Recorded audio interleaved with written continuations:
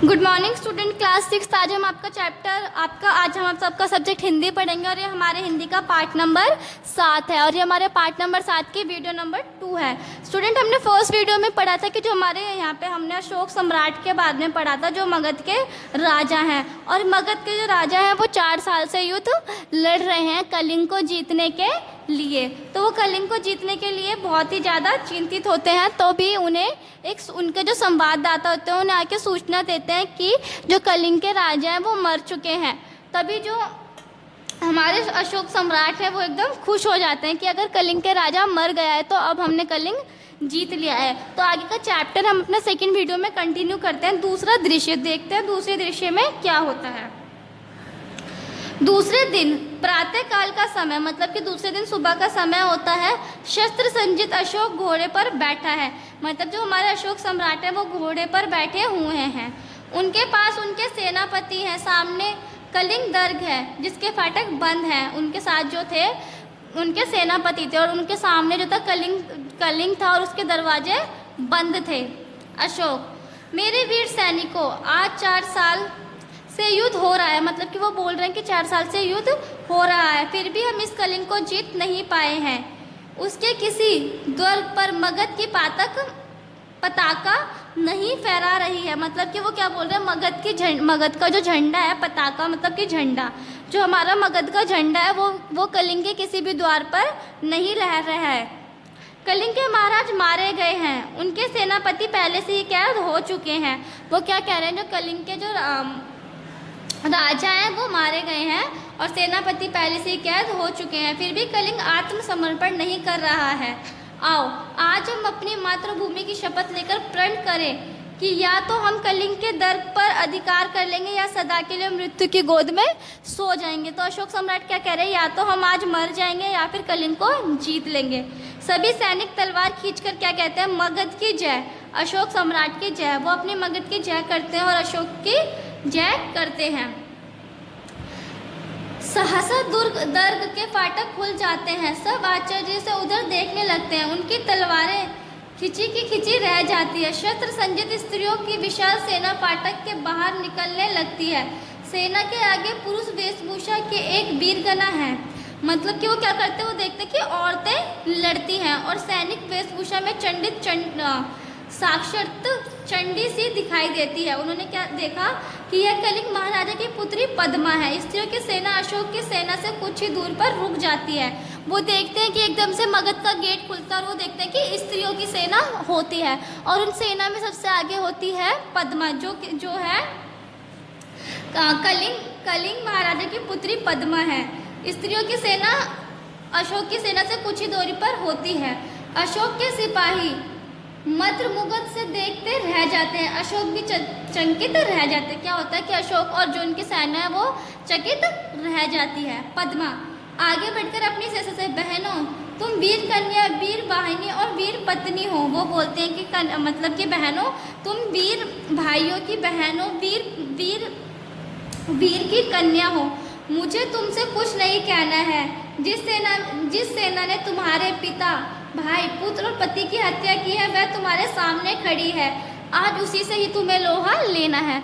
पद्मा कहती है कि उन स्त्रियों से कि तुम्हें इनसे लड़ना है, क्योंकि ये तुम्हारे किसी के पति के या किसी के भाई के हत्यारे हैं, तुम्हें इनसे लड़ना है।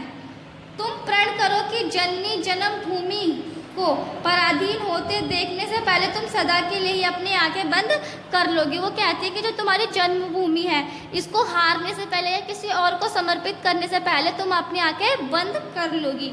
अशोक स्वयं से, यह कौन है? यह साक्षरता दुर्ग कलिंग की रक्षा के लिए युद्ध भूमि में उतर आई है। अशोक खुद से ही पूछते हैं कि यह कौन है जो कलिंग की रक्षा करने के लिए ही युद्ध भूमि में उतर आई है।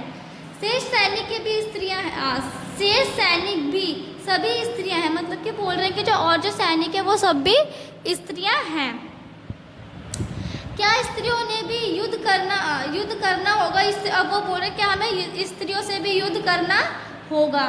क्या अशोक को स्त्रियों का भी वध करना होगा? ना, मैं स्त्री वध नहीं करूँगा, मुझे विजय नहीं चाहिए, मैं यह पाप नहीं करूँगा, मैं शस्त्र नहीं उठाऊँगा। सैनिकों, स्त्रियों पर हाथ न उठाना। देवी, जो मतलब जो सम्राट है वो अपने सैनिक से कहते हैं कि स्त्रियों पर हाथ मत उठाना, और वो सामने वाली सेना से पूछते हैं कि तुम कौन हो। पद्मा, मैं कलिंग महाराजा की कन्या हूँ। पद्मा कहते हैं कि मैं कलिंग के जो महाराजा हैं मैं उनकी बेटी हूँ, मैं उनकी कन्या हूँ। मैं हत्यारे अशोक की सेना से लड़ने आई हूँ। जब तक मैं हूँ मेरी ये वीर गणाएं हैं, कलिंग के भीतर कोई पैर नहीं रख सकता। वो कह रही है कि मैं युद्ध करूँगी कि ताकि हमारे कलिंग को कोई हमसे ना जीत पाए।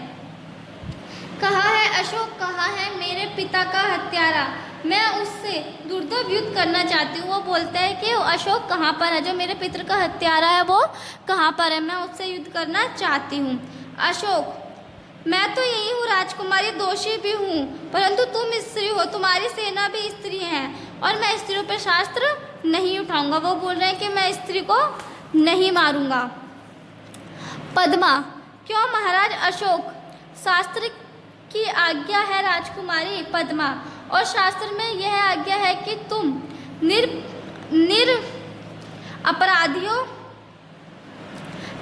निपर अपराधियों की हत्या करो। शास्त्र की आज्ञा है कि तुम अपनी विजय लालसा पूरी करने के लिए लाखों माताओं की गोद सूनी कर दो। मतलब कि बोल रहे हैं कि शास्त्र में ये भी लिखा है कि तुम अपने लालच से कितनों की गोद सूनी कर दो, या फिर बिना कसूरवार इंसानों की हत्या कर दो। लाखों स्त्रियों के मांग का सिंदूर पहुँच दो, फूंक दो। यह शास्त्र को यह तुम्हें क्या सिखाता है, कि वो बोल रहे कि शास्त्र को फूंक दो कि तुम्हें क्या सिखाता है। मैं तुम्हें शास्त्र सिखाने नहीं आई हूँ, शस्त्रों से युद्ध करने आई हूँ। वो बोल रही कि मैं तुम्हें शस्त्र सिखाने नहीं आई हूँ, बल्कि शस्त्रों से युद्ध करने आई हूँ। तुम हत्यारे हो, मैं अपनी बलि चढ़ाकर तुम्हारी खून की प्यास बुझाने आई हूँ। अपने सिपाहियों से कहो कि तलवार उठाए। कलिंग की स्त्रियों तुमसे कुछ नहीं चाहती, केवल युद्ध चाहती हैं। वो कह रही हैं कि अपने सैनिकों से कहो कि शस्त्र उठाएं और हमसे युद्ध करें। पद्मा, क्यों सिर झुका लिया महाराज, मैं युद्ध चाहती हूँ, केवल युद्ध। आज आपके भीषण युद्ध की पूर्णहुति होगी। मतलब कि वो बोल रहे हैं कि आज आपका जो ये भीषण युद्ध जो चल रहा है 4 सालों से, ये आज ये खत्म हो जाएगा। अशोक, बहुत हो चुका राजकुमारी, मैं अब युद्ध नहीं करूँगा, मैं युद्ध नहीं करूँगा। तलवार नीचे फेंक देते हैं। वो बोलते हैं कि बहुत हो चुका है राजकुमारी, मैं अब युद्ध नहीं करूँगा, और वो क्या करते हैं, जो उनके शस्त्र होते हैं वो फेंक देते हैं। पद्मा, यह क्या महाराज अशोक, तुम भी अपनी तलवारें नीचे फेंक दो। अपने सैनिकों से कहते हैं कि तुम भी अपनी जो तलवारें हैं वो नीचे फेंक दो। आज से अशोक तुम्हें कभी किसी पर आक्रमण करने की आज्ञा नहीं देगा। फेंक दो अपनी तलवार। वो अपने सैनिकों से कहते हैं कि अपनी तलवार फेंक दो, आज से अशोक तुम्हें किसी पर भी आक्रमण करने की आज्ञा नहीं देगा।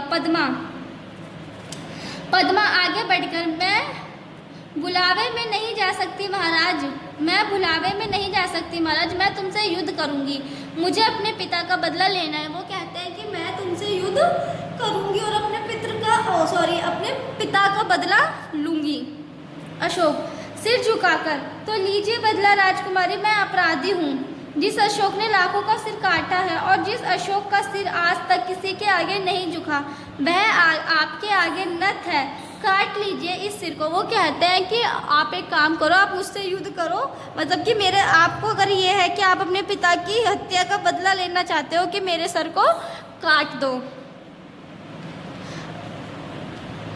अशोक क्या करते हैं, मैं हथियार नहीं उठाऊंगा, यह मेरी प्रतिज्ञा अटल है। वो कहते हैं कि मैं अपने हथियार नहीं उठाऊंगा, और अशोक सिर झुकाकर खड़े हो जाते हैं। पद्मा, तो जाए महाराज, स्त्रियां भी निहत्तों पर वार नहीं करेंगी, आप अपनी प्रतिज्ञा की रक्षा के लिए जीवित रहिए। वो क्या कहती है पद्मा कि आप अपनी